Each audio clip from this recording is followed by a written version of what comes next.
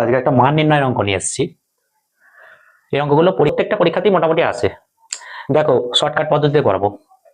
X plus y equal to 12, x minus equal to 2। তাহলে আমাদের মান চেয়েছে কি এক্স, এক্স আর ওয়াই, মানে এক্স ইন্টু ওয়াই এর মান কত। তাহলে আমাদের প্রথমে এক্স এর মান বার করতে হবে, তারপর ওয়াই এর মান বার করতে হবে, তারপর দুটোর গুণফল করতে হবে। তাহলে দেখো আমরা মনে করি দুটো সংখ্যা বার করতে হবে, বড় সংখ্যা এবং ছোট সংখ্যা। তাহলে বড় সংখ্যা মনে করলাম এক্স, ছোট সংখ্যা ওয়াই, ঠিক আছে। তাহলে আমাদের শর্টকাট পদ্ধতি দেখো, এই দুটো মান দেওয়া আছে, একটা এক্স প্লাস ওয়াই এর মান, একটা এক্স মাইনাস ওয়াই এর মান। এই যে 12 আর হচ্ছে 2, এই দুটোকে আমরা এক্স এর মান যখন বার করব, এই দুটোকে 12 যোগ 2 বাই 2 করলে বড় সংখ্যা বেরোবে, এবং ছোট সংখ্যা বার করার জন্য আমাদের 12 বিয়োগ 2 বাই 2, তাহলে দুটোই বেরিয়ে যাচ্ছে আমাদের। তাহলে এটার ক্ষেত্রে কি হবে, আমাদের 12 যোগ 2 মানে 14, 14 বাই 2 কত হয় 7, আর এটা 12 বিয়োগ 2 মানে 10 বাই 2 5।